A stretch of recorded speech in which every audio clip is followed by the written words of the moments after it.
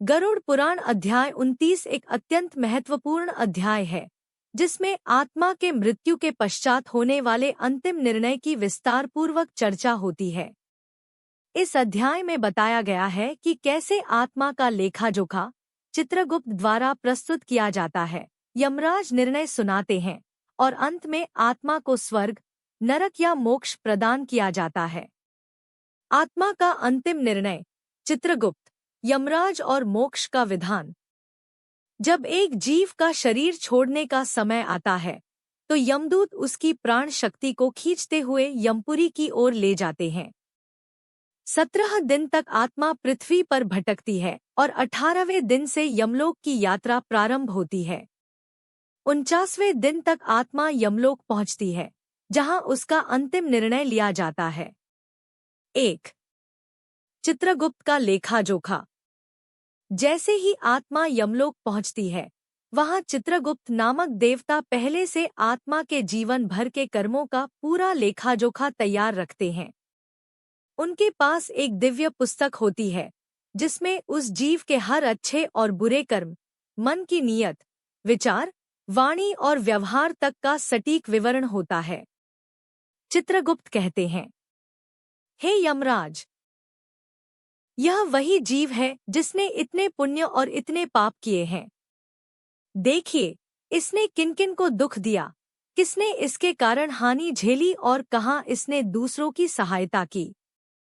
2. यमराज का न्याय। अब यमराज, धर्म के देवता, सिंहासन पर बैठे होते हैं। वे शांत, निष्पक्ष और गहन दृष्टि वाले होते हैं। वे चित्रगुप्त के लेखा को देखकर आत्मा से पूछते हैं, क्या तुम स्वीकार करते हो कि तुमने ये कर्म किए हैं? आत्मा अब कुछ छुपा नहीं सकती, क्योंकि यहाँ कोई झूठ नहीं चलता। फिर यमराज फैसला सुनाते हैं। यदि पुण्य अधिक हो तो आत्मा को स्वर्ग भेजा जाता है। यदि पाप अधिक हो तो नरक की पीड़ा भोगनी होती है। यदि पुण्य पाप दोनों संतुलित हों, तो आत्मा को पुनः जन्म में भेजा जाता है। लेकिन यदि आत्मा ने पूर्ण वैराग्य, भक्ति और सेवा की हो, तो मोक्ष, मुक्ति मिलती है। 3. स्वर्ग, नरक या मोक्ष का विधान। स्वर्ग, वहाँ दिव्य संगीत, सुंदर अप्सराएं, मनचाही चीजें और आनंद होता है, लेकिन यह भी स्थायी नहीं। पुण्य खत्म होते ही आत्मा वापस जन्म लेती है। नरक, अलग अलग पापों के लिए भयानक नरक हैं, जैसे रौरव, अंधतम, महापातक आदि। वहां आत्मा पीड़ा भोगती है, ताकि वह अपने कर्मों को समझे और शुद्ध हो सके। मोक्ष, जब आत्मा संसार के बंधनों, मोह, माया और कामनाओं से ऊपर उठ जाती है और प्रभु की भक्ति में लीन हो जाती है, तभी उसे मोक्ष प्राप्त होता है। वह आत्मा फिर जन्म और मृत्यु के चक्र से मुक्त हो जाती है। यह ही परम लक्ष्य है।